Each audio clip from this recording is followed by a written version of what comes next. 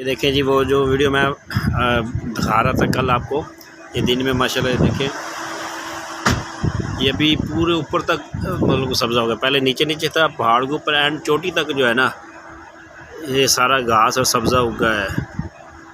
ये कैमरे में धूप की वजह से थोड़ा सा उसकी जो है ना वो ग्रीन शेडो नहीं है नज़र आ रही। तो ये जितने भी मक्का शरीफ के पहाड़ है माशाल्लाह, ये इसके ऊपर जो है ना सब्ज़ा हो गया माशाल्लाह। ये ऊपर चोटी तक भी आपको ऊपर तक ग्रीनरी नज़र आ रही है माशाल्लाह। और ये देखो गाड़ियों के अंदर दुकानें बनाई हुई लोगों ने, फोटो कापी हुई। ये गाड़ी है,